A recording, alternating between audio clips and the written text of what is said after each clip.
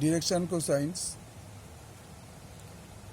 and direction ratios, exercise 3 for class 12, page 725.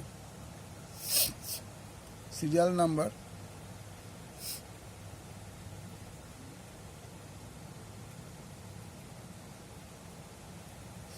560. দিক অনুপাত সম নির্ণয়ের সাহায্যে দেখাও যে 2, 3, 1 -2, 2, 0 এবং 0, 1 মাইনাস বিন্দুত্রয় দ্বারা গঠিত ত্রিভুজটি একটি সমকোণী ত্রিভুজ। তো আমি একটা রাফ একটা সমকোণী ত্রিভুজ এঁকে নিলাম।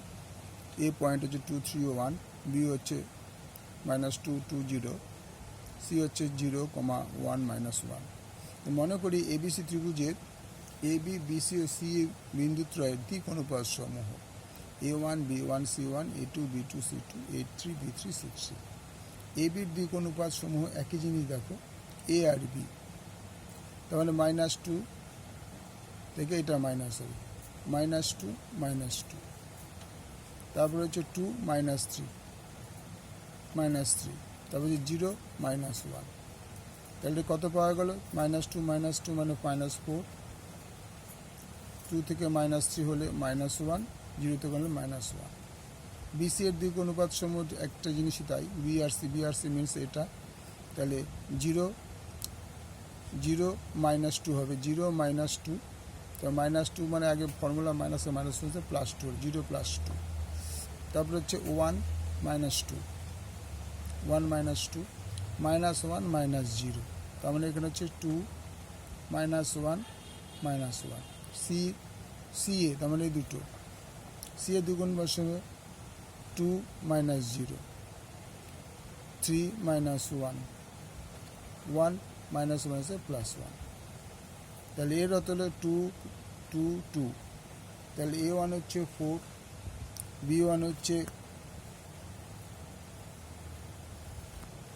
A1 4, B1 হচ্ছে -1, C1 -1, A2 হচ্ছে 2, B2 হচ্ছে -1 আর C2 হচ্ছে -1। তাহলে আমাদের ফর্মুলাটা ইউজ করতে হবে A1 into B2, A1 into A2 plus B1 into B2, C1 into C2, এই পয়েন্টগুলো আমরা বসিয়ে দিচ্ছি। তাহলে 4, 2 এর বসিয়ে নিলাম আমরা, তো গুণ করলে 4 দুগুণে -8, মাইনাসে মাইনাসে +1, মাইনাসে মাইনাসে +1, তার মানে 8 থেকে 2 গেলে 6।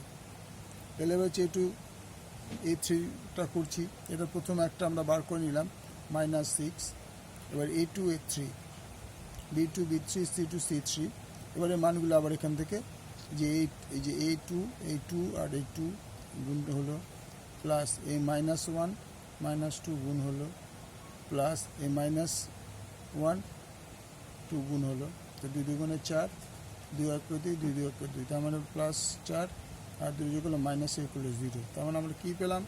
A2, A3, B2, B3 plus C2, C3 = 0। তার মানে 4 - 4 0, যেহেতু এরা 0, অতএব ত্রিভুজটি ABC এর BC ও C এর মধ্যবর্তী কোণটা হবে π/2। আমরা জানি cos 90 - 90 cos π/2 হচ্ছে 90 ডিগ্রি, আর 90 ডিগ্রি মান হচ্ছে 0, সেখানে এটা 0 হয়েছে বলেই তোমার এটা হয়ে গেল মধ্যবর্তী ডিগ্রিটা আমরা ধরে নিলাম π/2, তাই কোণটার নাম হচ্ছে BC = π/2। দেখে নেব পুরোটা।